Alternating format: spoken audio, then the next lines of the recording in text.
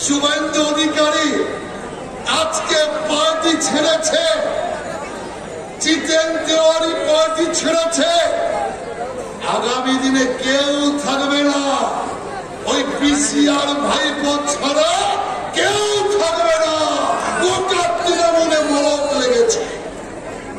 কেন লেগেছে জানেন? প্রথম হচ্ছে রামচন্দ্রের অভিশাপে।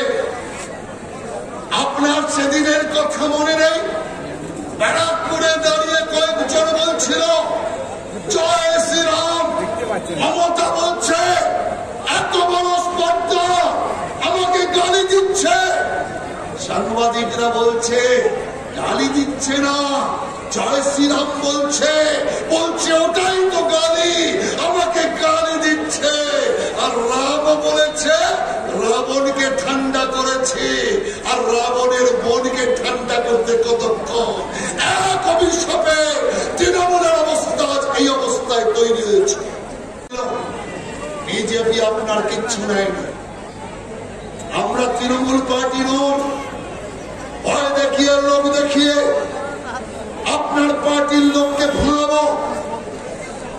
আপনার পার্টি যারা ছাড়ছে তারা জেলখানায় আটকা অবস্থায় ছিল, জেল থেকে মুক্তি পাচ্ছে।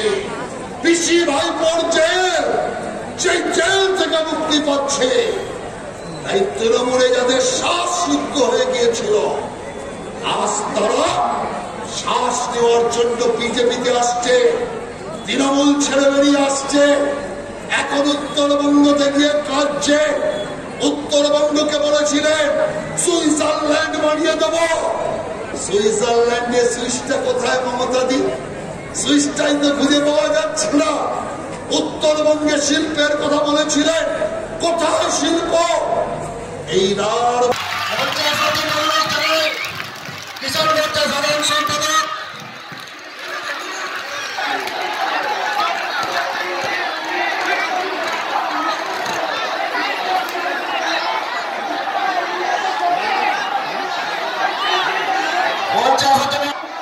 মাননীয় নবীন মাঝি, রাঢ়বঙ্গ জনের কিষাণ মোর্চার কর্মকর্তা মাননীয় নবীন মাঝিকে ভোটে আয়োজন করতে হবে। মন্ডলের মন্ডল সভাপতি মাননীয় সারদা দত্ত মহাশয়কে মঞ্চে আসার জন্য জানাবো তালডাংরা বিধানসভার সিমলাপাল 2 মন্ডলের মন্ডল সভাপতি মাননীয় আলোক বিকাশ দত্ত মহাশয়কে মঞ্চে আসার জন্য জানাবো। মঞ্চে আসার জন্য জানাবো সিমলাপাল মন্ডলের